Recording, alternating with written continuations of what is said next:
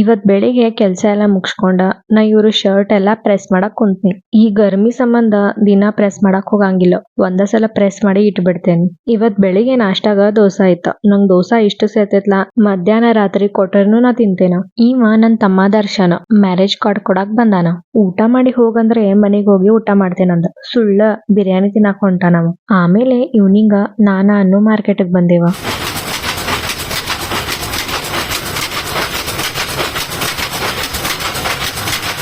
ಇವ್ರ ವಿದ್ಯಾಕ, ಇವ್ರ ಮನಿ ಅಲ್ಲೇ ಸಮೀಪ ಐತಿ. ಭಾಳ ದಿನ ಆತ ಮೀಟ್ ಆಗ್ಲಿಲ್ಲ ಅಂತ ಹೋಗಿ ಮೀಟ್ ಆದ್ನಿ. ಮಾರ್ಕೆಟ್ ಒಳಗಿಂದ ಎಲ್ಲಾ ಕೆಲ್ಸ ಮುಗಿಸ್ಕೊಂಡ ನಾವ್ ರಿಟರ್ನ್ ಮನಿಗ್ ಹೊಂಟೇವ. ನಡ್ಕೊಂತನ ಹೋಗಿದ್ದು ಮತ್ತ ನಡ್ಕೊಂತನ ಬರಾತೇವ, ಅದಕ್ಕ ಲೇಟ್ आयता. इव्हनिंग आहोंचे फ्रेंड विरेशना आणि विनायकांना कार्ड द्यायला आले होते, पण म्हणजे आहोच घरी नाही आहेत. का म्हणजे त्यांना याला आज उशीर होणार आहे. थोड्या वेळानं मला पण टाइमपास होत नव्हतं, मग मी डोरेमॉन बघत बसले. असा होता आजचा दिवस. चला मग उद्या भेटूया. बाय.